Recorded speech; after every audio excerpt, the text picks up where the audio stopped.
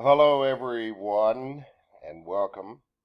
Now, day 28, reading through the 40 chapters of Exodus across the 40 days of Lent. Today, we reached uh,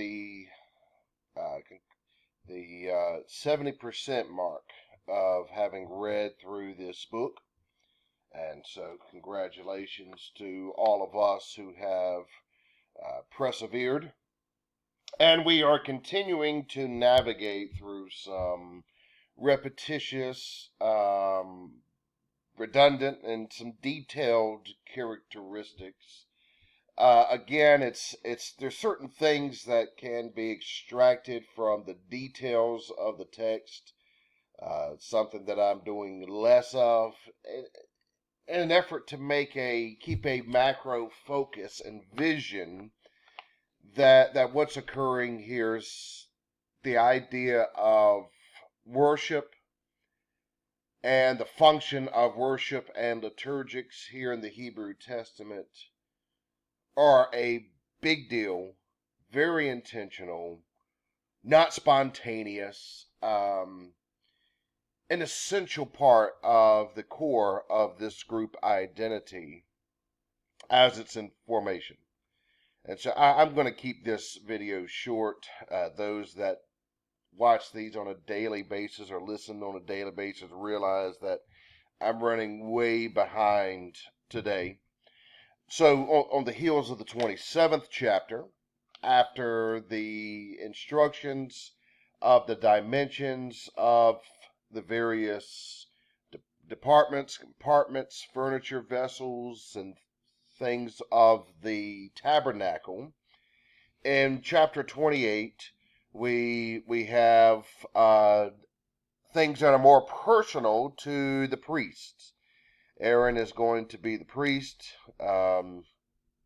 his sons, and there's going to be certain vestments that are made for them to basically wear from head to toe. What this symbolizes here is not that these individuals are so special in terms of a higher quality or pedigree among the collective, but rather their function is sacred and unique. And sometimes that we fail to see the distinction between the quality and the function.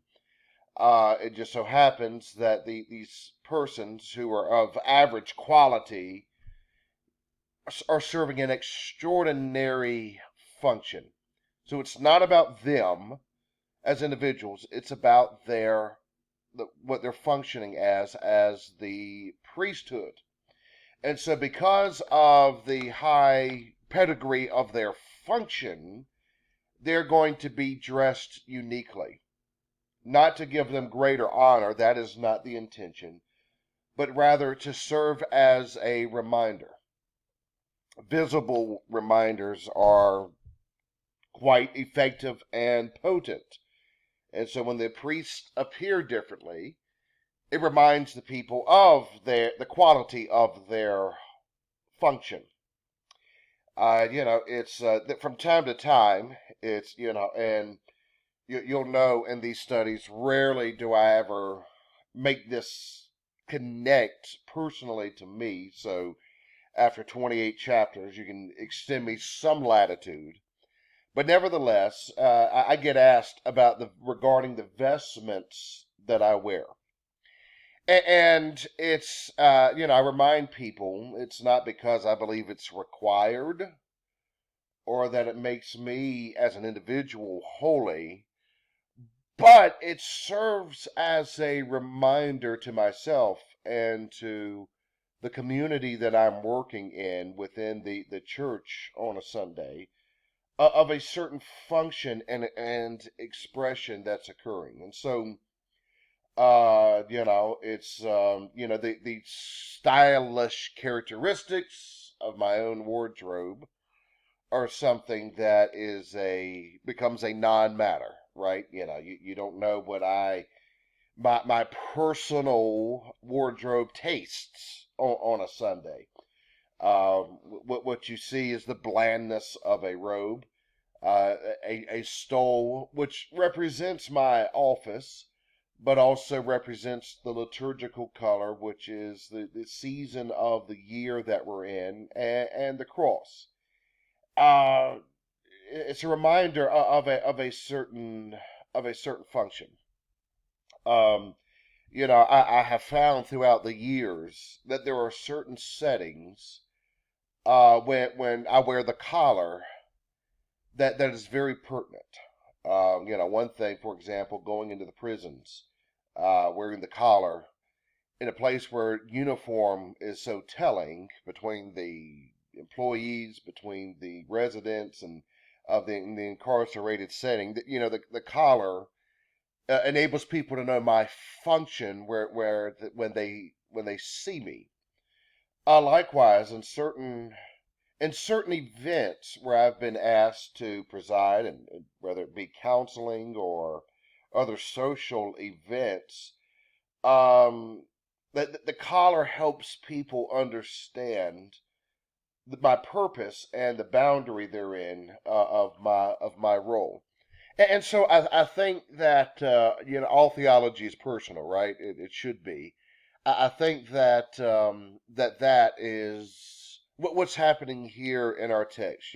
If you read it, you'll see everything head to toe, the various stones and all of this, the various fabrics, the various colors that go into the vestments, what the priest is going to be wearing, and that's a reminder to the priest and to the community of the function that here worship amongst the community is going to be very intentional, very important, and there's nothing to be taken lightly about it. In fact, when we look in the latter portion of this chapter, beginning, I guess, with around verse number 31, on to the conclusion, you see that there are certain things that are done in a way that the priest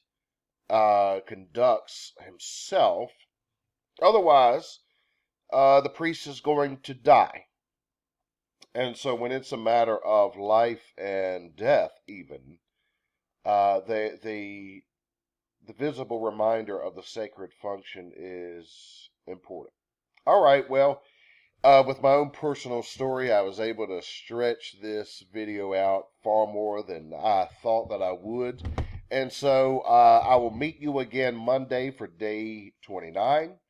And we're in the last third of this book now, into the final 2 weeks of the reading. Take care, everyone.